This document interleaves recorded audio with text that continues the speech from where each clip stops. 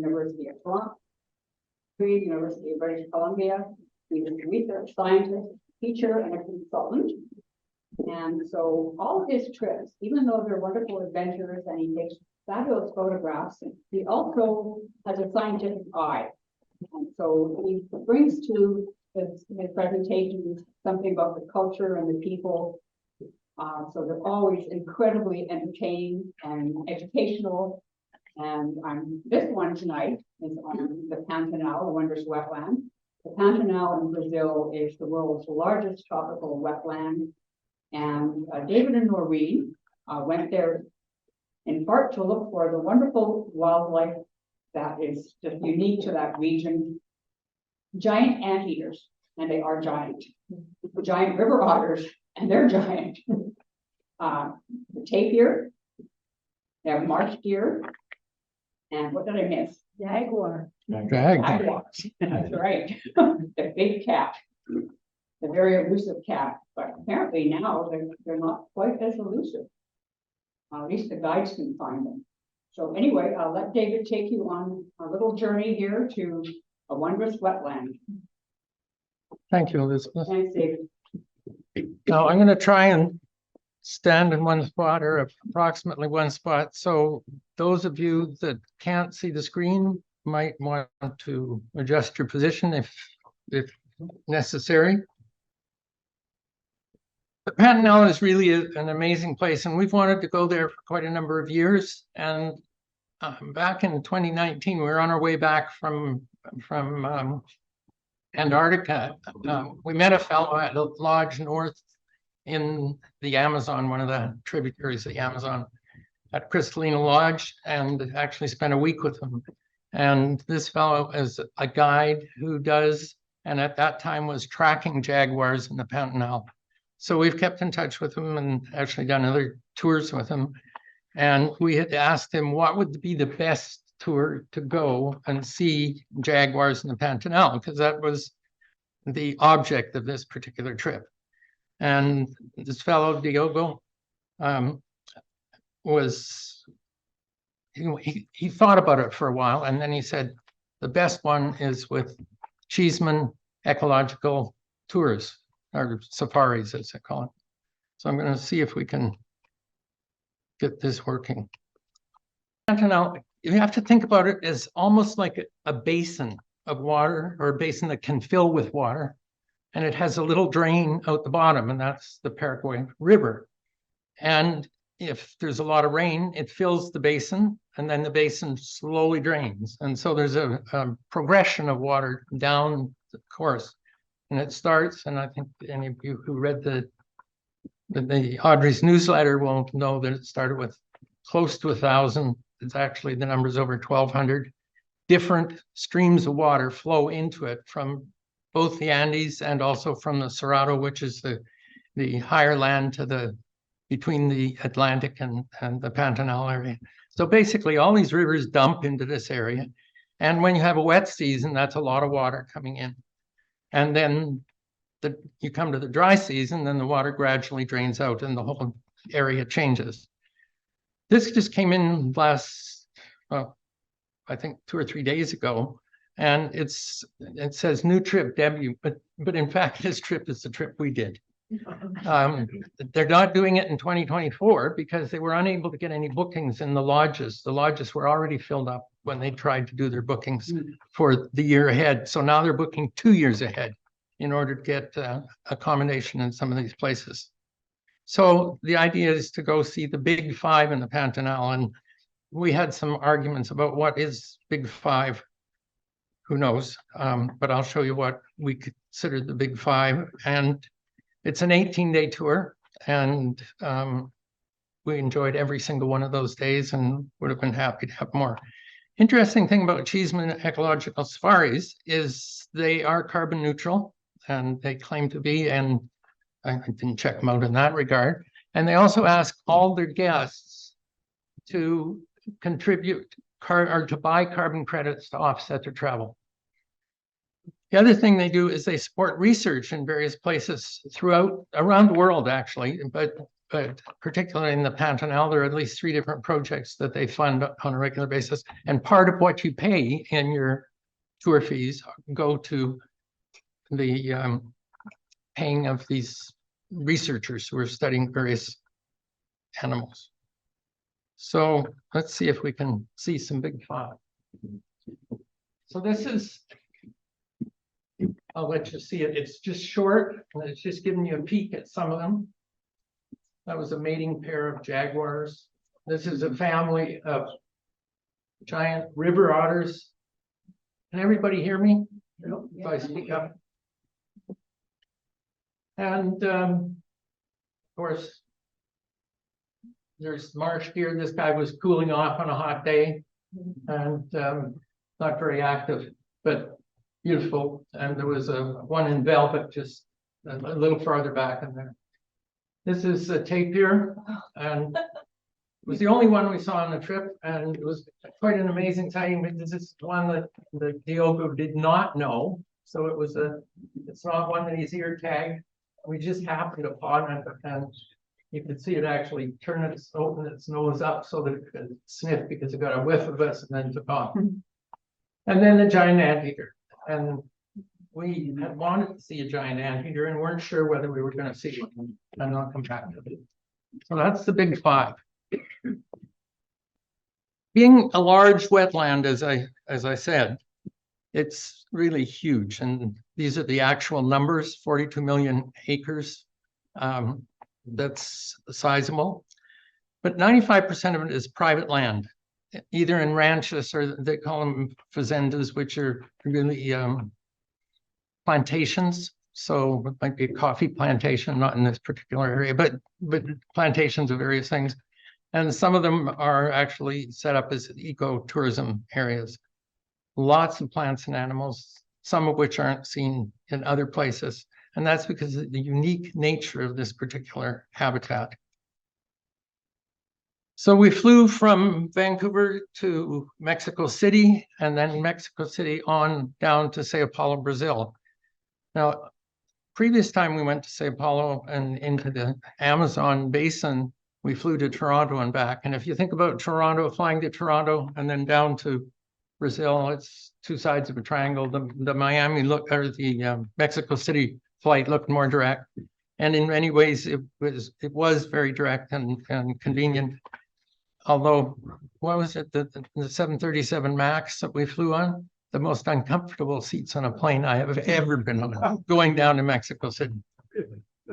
So we spent 2 nights in Sao Paulo, and that was basically, we knew we'd be early mornings, and I think in the Pantanal area, about 3 hours ahead of us. And so a couple of day recovery from a travel is a good idea. Everybody met at the airport, and we flew to Cuiabá, which is the capital of Mato Grosso province in Brazil, and just to the north of the Pantanal area itself. Now, this is an interesting bit of information.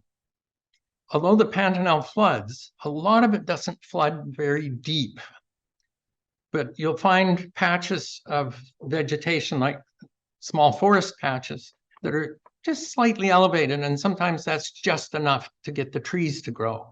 If there's too much water, the roots, essentially the trees will not grow. This particular one is showing some of these large lily pads. So January is the wettest, June is the driest, and you have a seasonal fluctuation in the rainfall. And with it, you get this flooding and then draining of the Pantanal basin. This is some data from 2019 and 2020, and you'll notice in 2019 there was the gray bars are the monthly rainfall averages. The blue bars are what actually happened in 2019. And what happens when it floods? You all know, when it doesn't flood, you get this, huge fires. And the consequence of those fires is devastation in some areas. And in the northern Pantanal, it is particularly bad because the trees are not used to fire, whereas in the southern Pantanal, where this is from, it's used to fires and the vegetation comes back. But in the northern Pantanal, that didn't happen. A lot of big trees gone for good, or they'll take years and years to develop. So that the environment that had been burned really changed because it became lianas and vines everywhere over these skeletal tree remains. Quite a change in the habitat. And of course, when these things are going on, 30% of the Pantanal burned. That's a massive amount of fire. And the estimate was 17 million vertebrates died. Now, there were lots that didn't die and were wounded or burned, if you call that wounded. And Osada, who you see in the lower right corner in this particular slide, is a cat that was burned, rescued, rehabilitated, and rewilded or released back into the wild, and is one of the cats that we actually saw. So they've had some success. Now they have a rearing program, one of the programs supported by Cheeseman's, of rewilding giant anteater young, because they're roadkills. And when they're roadkills, they've got these young, what are they going to do with them? And they try and get them back. At Cayman Lodge in the south of the Pantanal, they ran into real problems because they were unable to fight fires because of lack of water. And they're using helicopters and bucket dumping and various things. But one of the real problems was in the dry season, when they have the fires, all these ponds have essentially dried up. At Cayman Lodge, they recognized that this was something they're going to have to do something about, and they installed solar-operated pumps in all of the appropriate places that they could, and huge water tanks, and they pump and keep these pockets of water open large enough that a helicopter can get in with a dipping bucket and fight. And I just got a WhatsApp message from Diogo yesterday, I guess it was, and they've just spent probably the last 2 months fighting fires, and they got 90 millimeters of rain, and he said they finally got a break. So this is the wet season for them, and they needed the rain this year again.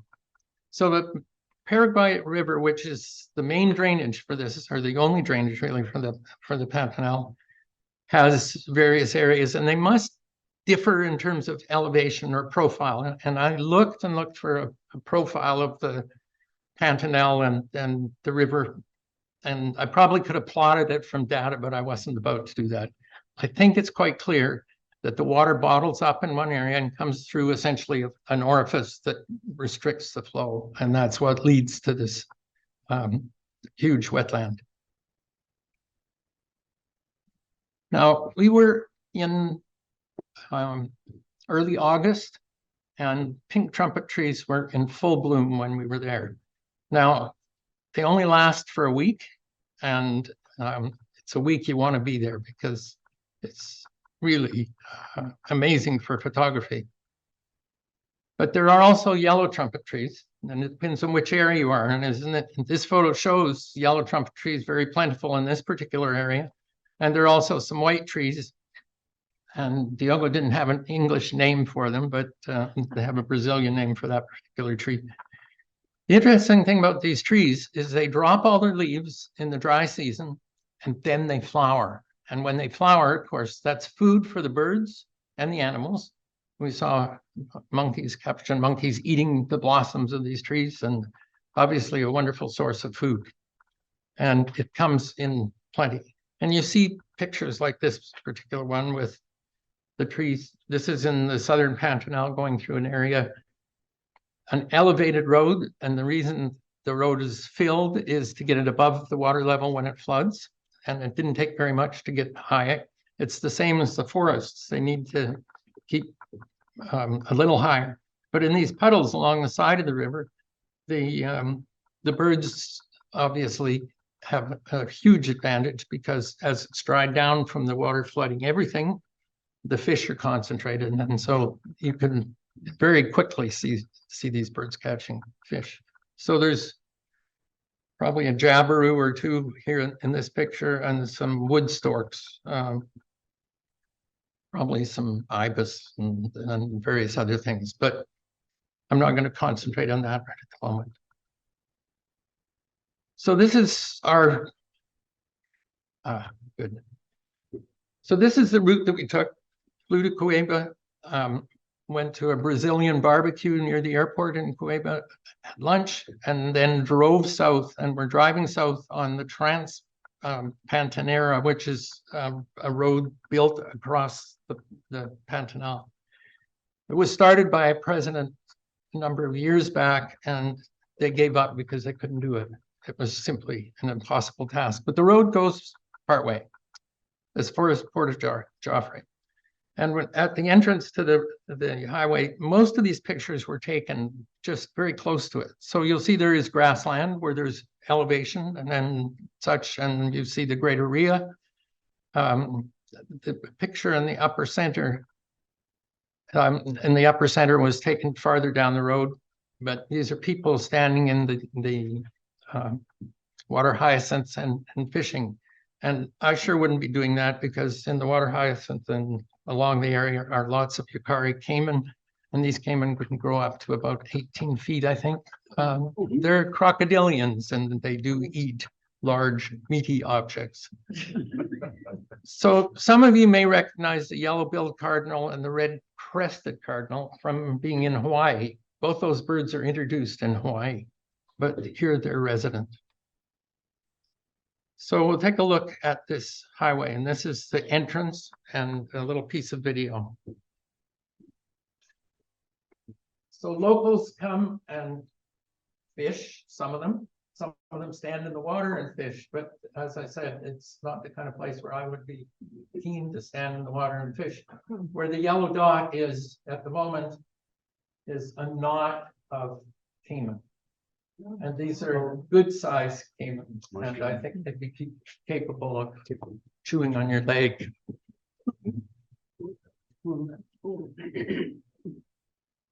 So first stop was Araras Echo Lodge, and this particular picture, I just draw your attention to this little bump on the chair over here, which happens to be a ferruginous pygmy owl. We were sitting down at breakfast and came in and landed on one of the chairs. And as people came, more people came. We were early to breakfast. Well, we're birders, so we get up early. A lot of the guests aren't birders, and so they're coming in a little later. And gradually the people accumulated, and the bird moved off because I think he was getting a little pushed. So there's the ferruginous pygmy owl. The breakfast and lunch are served in this thatched outdoor facility, and there's an indoor place where you have your dinners, which is in the upper left corner. Also, all around us were hyacinth macaws, and the hyacinth macaws, they have nesting boxes, and I'll show you some of that. So we spent 2 nights there, and if I spent time and showed you all the birds that we saw there, I'm going to run out of time, or run a little long anyway. So they have a tower, what they call canopy tower, and this is the group that we were traveling with, and Diogo is the fellow here marked with a yellow dot. So total of 9 of us, and including the guide, and then we would have a driver if we were heading elsewhere. These are some of the things that we saw in that area around the walks around the property.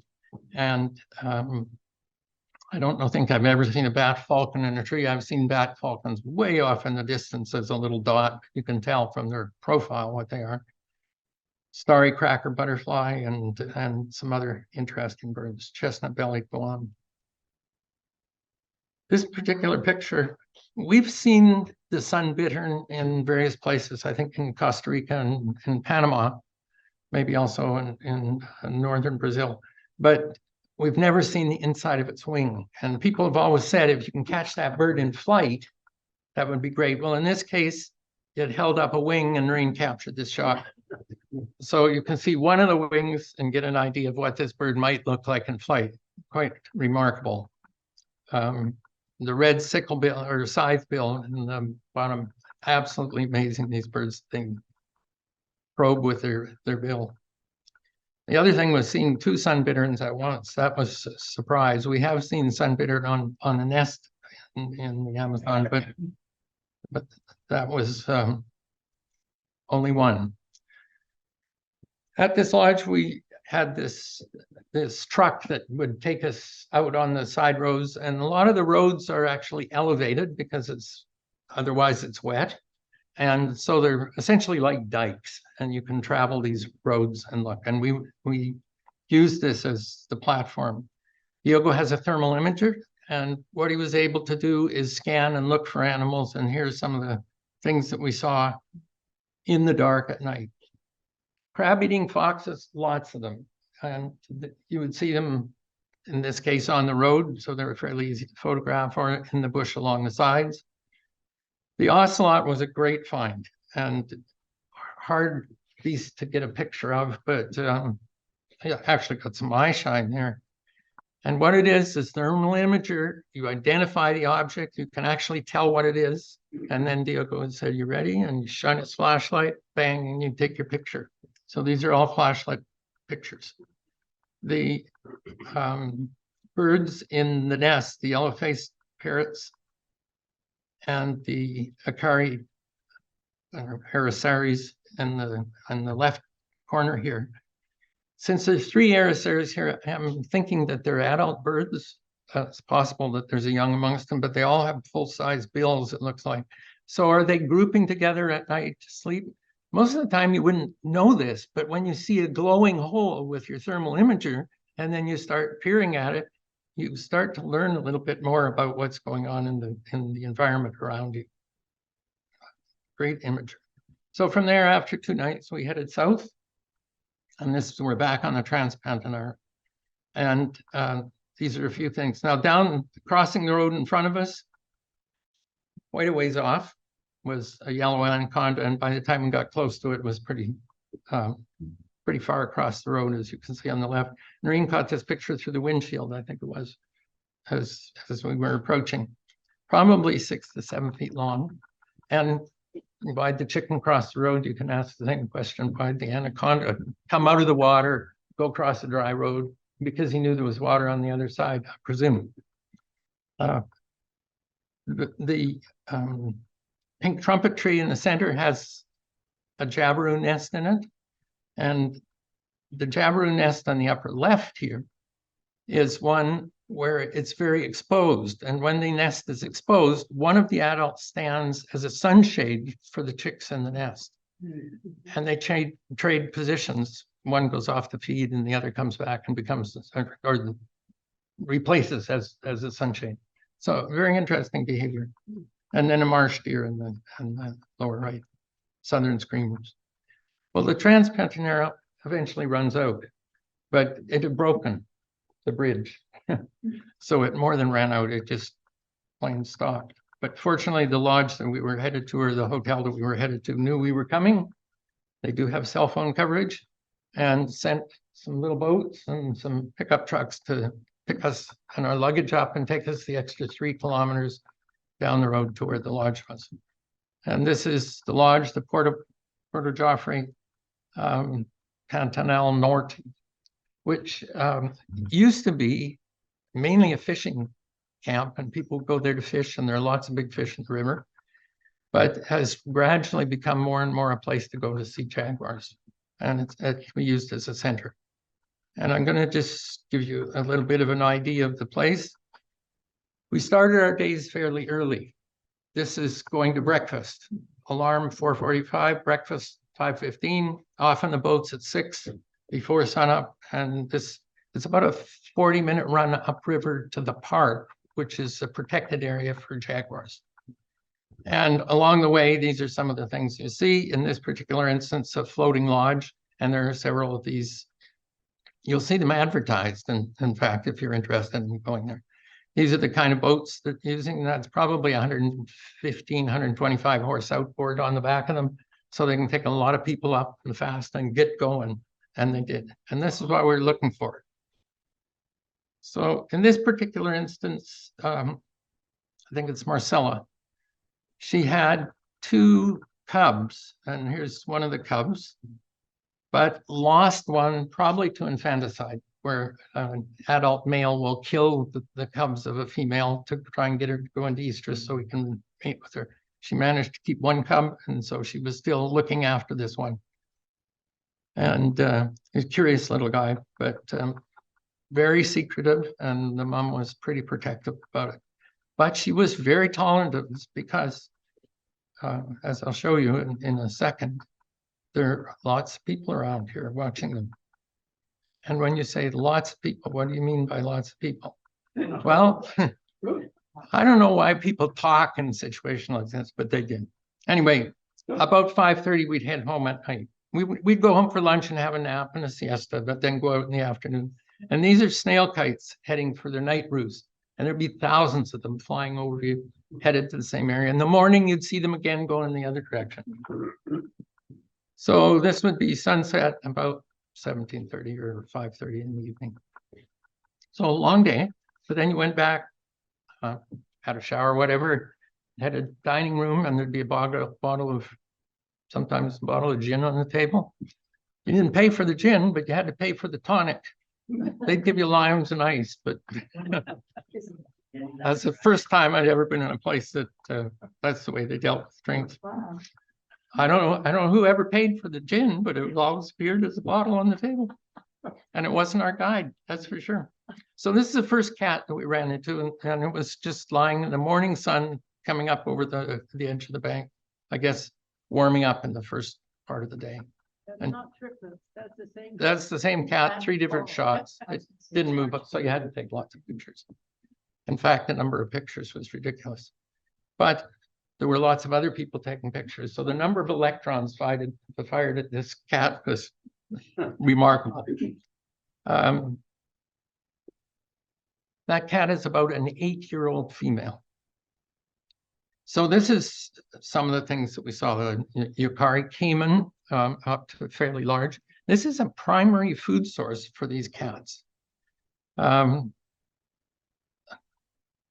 can't talk about everything, but every picture has a story. That's the problem. I'll just tell you about the black skimmer. We've seen black skimmers in various places in Africa and South America. Always wanted to see them actually fishing, the way they fish with their lower bill in the water and going along. We did get to see them, and several of them actually, and quite a few of them, but never did get to see them actually catch a fish. That would be the real thing, to capture that instant when they hit a fish and snap their bill and take off with it. This is a collection of the cats that we saw in the area of the Pantanal and the relationships between them. Basada in the upper left is a collared male, and he's the one that was in the fire, burnt in the fire, and then rehabilitated and released. Tai was the first cat that we saw, about an 8-year-old female. And we saw her offspring, which was also an independent female at that age. One unknown cat in the lower left. And Patricia, who was probably the matriarch in this group, we didn't get much of a picture because she had a huge caiman, probably as big as she was, as long as she was anyway. And she was hauling it into the bush, and she was not going to appear because she had food for probably several days. And Wondrous is the one that I showed you with the cub. And then this is the 3-month-old cub. And Marcella, I'll show you some footage of later on. This is Osada, the collared male with the injured eye. He got into a scrap the day we first saw him, and it was still bloody. And he wondered how he was going to make out and whether the eye was going to be actually damaged. But 3 days later, we saw him again, and the eye was looking pretty good. Looked like the wound was above the eye, and in fact, fully open and he was back to patrolling. So this is Marcella, and part of the reason I'm going to show you this sequence, and it goes on a little long, I'm going to step back, there's a couple of stories with it. She's just about a 2-year-old. So this will be her first real year of hunting on her own without a parent, because they usually spend almost 2 years or close to 2 years with their mother before they become independent. And we followed her for two and a half hours at least, as she worked the bank, going down the river looking for caiman, not successfully. You always hope you'll see an opportunity. I've seen photographs of a jaguar jumping off a bank onto a huge caiman and killing it. And how did the jaguars kill the caiman? They bite right through the skull of the caiman, kill it. In fact, that's how these jaguars kill their prey, is by crushing blow to the skull. They have the strongest jaw of any of the cats. I think that's what I read. Here she comes. So this is chasing a bird, racing down the beach. And Noreen was fortunate in that she was shooting stills. I was shooting video in this particular instance. And these are Noreen's stills of the cat coming towards you. And just a few of the stills from that sequence. And you get the motion, the action. Wow, look at that. Hey, Yes, how hot is it getting during the day? probably high 70s. What? Daytime temperature, something like that. It wasn't super hot. Yeah. There were days when it was hotter, depending on where you were, but along the water, it was not hot. We were happy in the morning to have something to get out of the wind. Yeah. So that's the end of her run. Going back to patrolling the bank, looking for caiman, all the water hyacinths, she pushed through them up on the bank, looking down into it. And of course, as you go downriver, what are you going to run into? Well, think about it. There are 20 boats, or it could be 20 or 24. I counted 24 max at one point. Just coming along, drifting along beside you as you fish, or as not fish, but as you're hunting. They don't pay much attention to it. Do they interfere with their ability to hunt? I don't know. Possibly, but there's got to be something done about that. And I think people are talking about regulating the process of tourism, because it's really wild cowboy country in there. But if you got a really good boat driver, and we did, and a good guide, they can plan on where the jaguar is going to be next, and they'll be in the right spot when the right things happen. And that's where we were when that Marcella raced across that sandbank, because we were the only boat there. This is the reason she's getting a little hesitant, but she didn't stop. This is the bow of one of those floating hotels. And there were people on the deck up above at hotels, that great views, looking down on this whole operation. And these are the other boats, because we scooted out and around. And I'll just give you a look back. You can see she comes out the other side, carries on down the bank. So it's quite remarkable. This is a cat whose mother was reared during a time when there were boats around. And then she was reared at the time when there are boats around. So these are acclimated animals, and they continue to thrive. So this is some Victoria Amazonica lilies. And I don't know whether you people know the story about these. These lily pads can grow up to 10 feet diameter, really big ones. And what they do is they block the light and prevent other plants from growing up. So they really are dominant it's a predator in the swamps and lakes. And they have really bristly spikes on the outside of these things pointing down all around them. So nobody wants to eat them. And they just sit there, and you see the birds walking across them, and make some very interesting photography. So while we were waiting for lunch to be prepared, we walked out on this catwalk that goes out over top of the lake that's right behind Porto Joffre hotel. So this little plane came to pick us up. It's Cessna.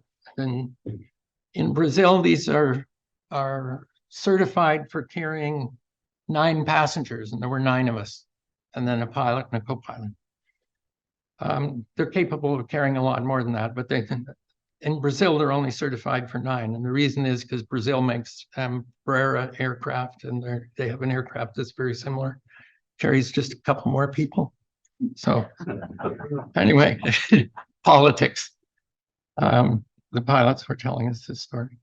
So from Porto Joffre, we got this charter flight and flew down to Aqua de Guiana, got another van that was there waiting for us, and then drove to Posada Agape. And so I'll take you to Posada Agape. But first, I want to show you what we saw flying over the Pantanal. This is the areas that you see. You'll see these green areas.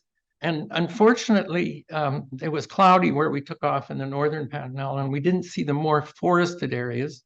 But as we got closer to the southern Pantanal, which has more ranch land in it, cleared areas and vegetation, we were able to get these photographs. So the land where the trees are growing is slightly higher elevation. All the rest would be flooded during the wet season. In this particular picture, I think we see the impact of fire on this southern part of the Pantanal. And if you look at this and think about it, what's different between the road that runs through sort of north to south or top to bottom in this picture? And you'll see that there's very green, heavy vegetation, and then there's really sparse trees on the other side. And I think this is post-fire. It's like the fire burned out those areas, and they're coming back, but it's going to take them a long time to reach the density of forestation that is in the areas that weren't burned. So the fires have had a huge impact. So at Agape, this was an interesting place because there were 2 different lectures that we had at the point, and there are 2 different research projects that are supported by Cheeseman's at this point. One is called the Peccary Project, in which they're studying white-lipped peccaries, and the other was on the anteater reintroduction program for injured anteaters. This is a plush-crested jay in the lower left corner and sitting in front of some bougainvillea. You get those kind of pictures when you have feeders around. And the other thing is right in the middle here, you see a 7-banded armadillo. Hard to see normally. This guy walked through under your table while you were eating. He was very used to the presence of people. He just totally ignored you. He was looking for the food that they were putting out to feed the birds.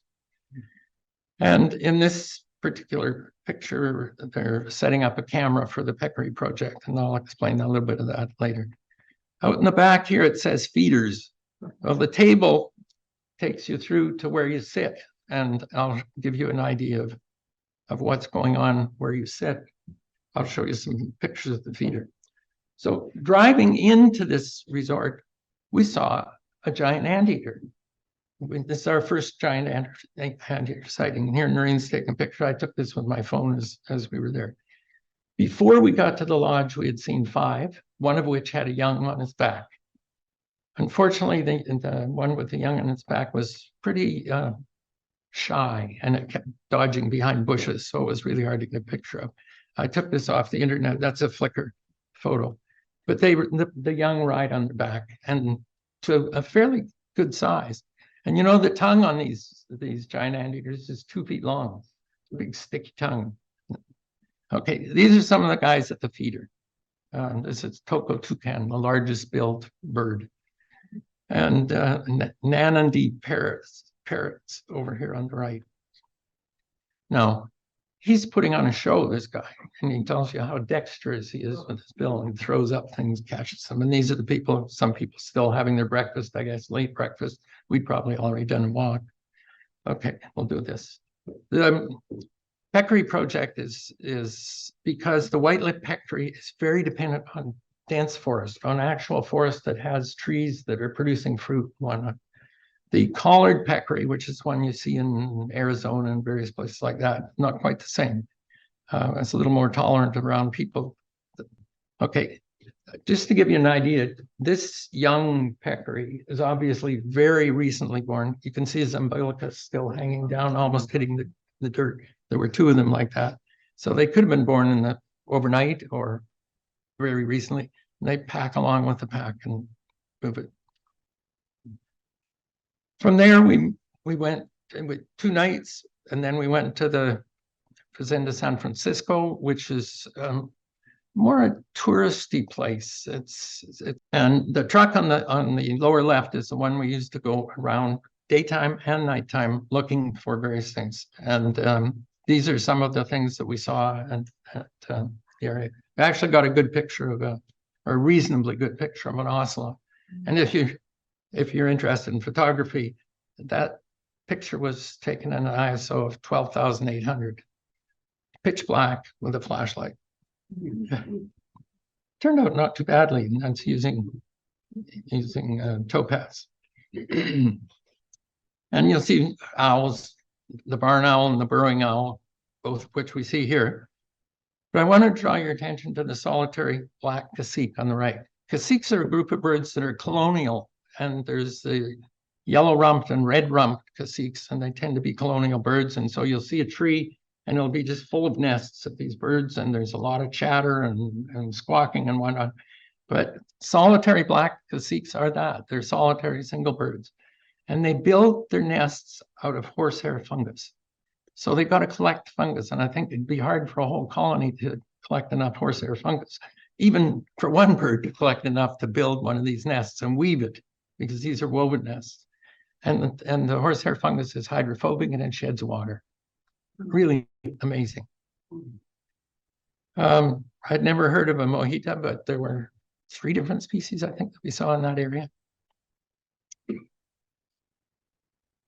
And of course, lots of hyacinth macaws. These are really remarkable birds.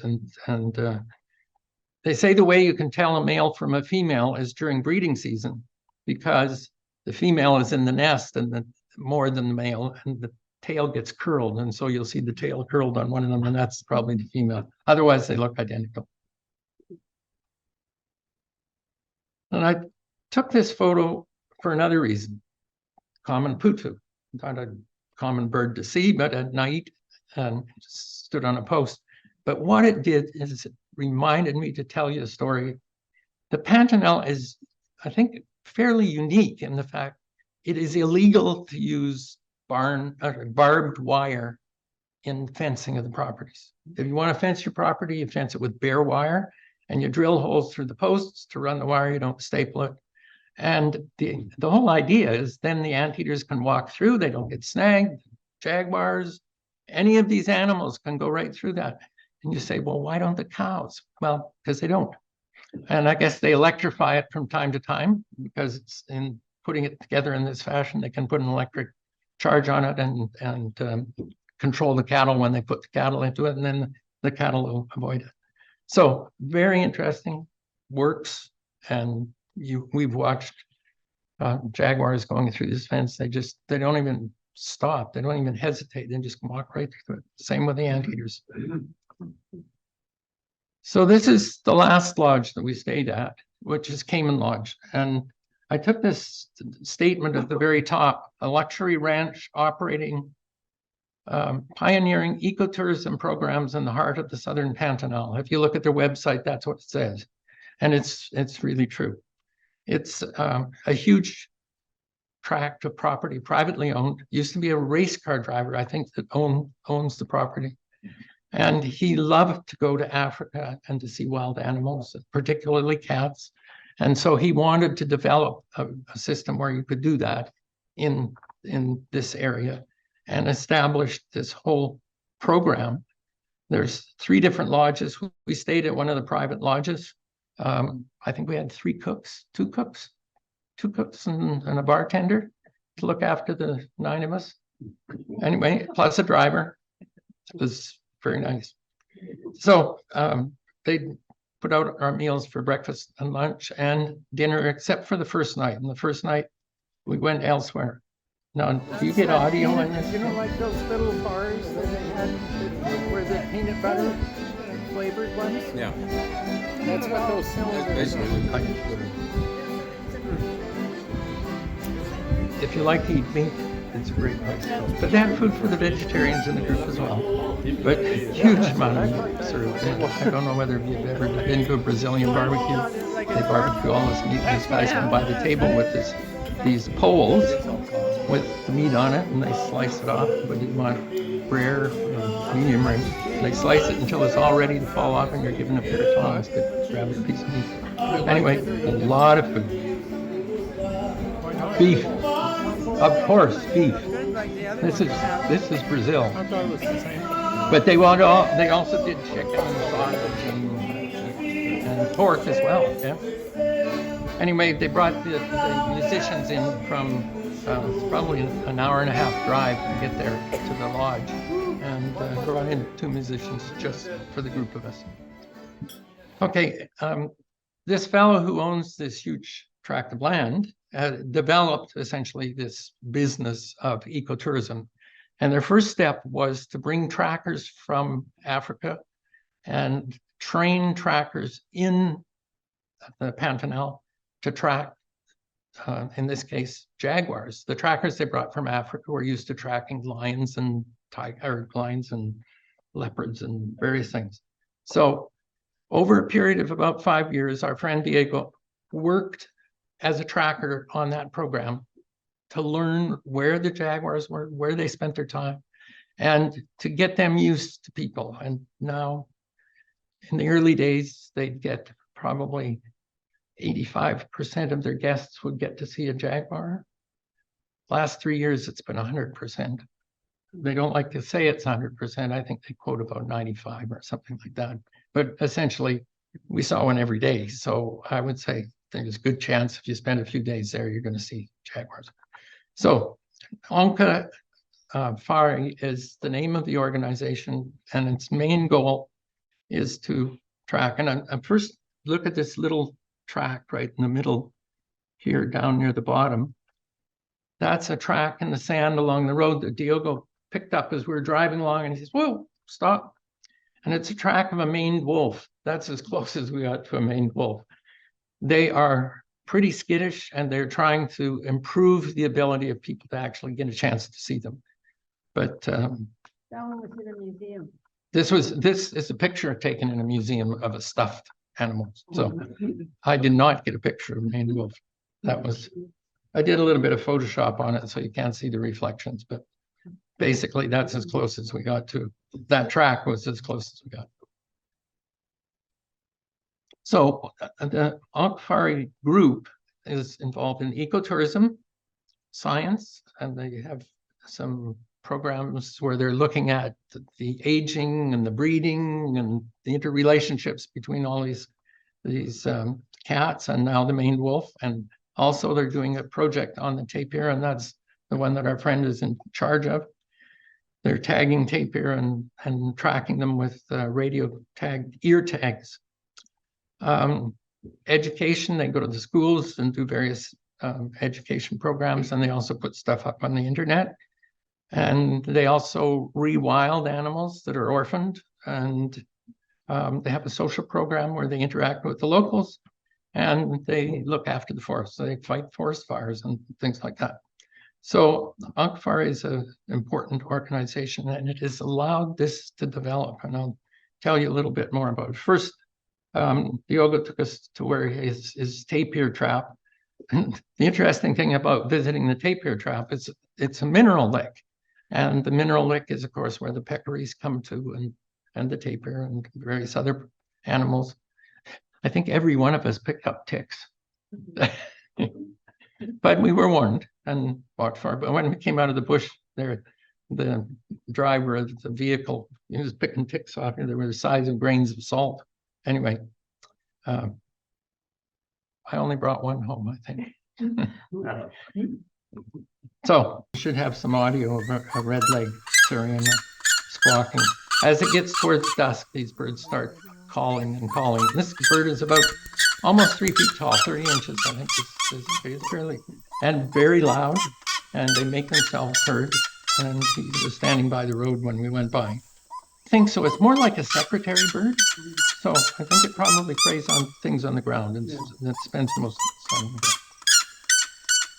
When they started this program, not before I started the program, they asked all the local farmers what the impact of the jaguars was on their herds. And they said, oh, they kill all our game. You know, just about every calf we lose or every cow we lose, the jaguars kill them. And so they did a thorough investigation of all the kills for a period of time, and they discovered that about 3% of the herd is lost to natural causes. And the jaguars are responsible for some predation, particularly where there are lots of them, and some of the smaller animals. So the deal is that if a farmer or a rancher in this area loses more than 3% of his cattle, they pay him and they compensate him for loss. And so they've got a very cooperative system with the farmers. The farmers know they're going to get paid if something happens. And there's all these tourism dollars and coming in. Government pays them or the private lodges? No, the ecotourism lodge, the lodge that we stayed at, actually pays them. They have boundaries outside, and they look within their boundary. Outside their boundaries, no. That's up to other people and governments to deal with. So we saw this is a good-sized cow, I would say full-size cow, taken down by this jaguar, the scene control. This photo also gives you an idea of the vehicles and the type of ecotourism that's run by the lodge. There were, I think, a total of 4 of these Jeep-like pickup trucks with racked seating accommodations on them, and not a lot of them. And I think the most we saw to kill was 4, us plus 3 others. So this is Surya, a collared female who has a young one, Juba, 1-year-old, with her. And it was fun watching Juba playing with the carcass, basically, and investigating and nibbling little bits. Mom was just stuffed and just lying flaked out nearby. And he'd eventually wander off, and the black vultures would come in, and as there are more and more black vultures, he'd get mad and he'd go racing out after them and scare all the vultures. Anyway, this went on for quite a period of time. Interesting about this particular photo is I never really thought much about how animals are consumed by predators. But the jaguar starts at the neck and throat and works down. Most of the African kills that I've seen start at the back end and work forward. Interesting. But the jaguar actually kills by crushing the skull. That's how it starts. And usually it's on its back and just closes those jaws and crushes it. So this is probably the last sequence. Jafar and Farah is a female, Jafar a male, and they were mating, have a mating session. Now, I don't know whether you know that the jaguars can go on for days and up to 100 times a day. You'll apparently they'll be mating. We didn't see 100 events, but we spent the morning following them. Voyeurs, I guess you'd call us. And they were quite chummy at times, and then you'd occasionally get a flare up and you'd get these real snarly battles. And anyway, very interesting to be able to actually observe that from probably as far away as that wall. I mean, 20, 30 feet away. These are not zoomed pictures. These are, you could take them with your phone. So we saw 225 bird species, 84 were lifers, 16 different jaguars, but jaguar sightings were probably, 40? Because we would see them again and again on different days. But because each jaguar has a unique pattern, you can identify each individual beast. Their fur patterns are unique. And that's why they had names, because they know the patterns of them. And there's actually a book, or I think Diego did it on the internet. He'd look at it and he'd say, oh, that's so-and-so. See this spot and circle. I don't know whether you know that jaguars have these rondelles, I guess, roundish spots, and they have black dots in the middle of them, whereas I think it's the cheetah does not have the dots in the middle, but they have the same general shape. So these are the beasts and their behaviors and whatnot that we were very fortunate to experience. So I think I'd leave you there. Slides, David, you had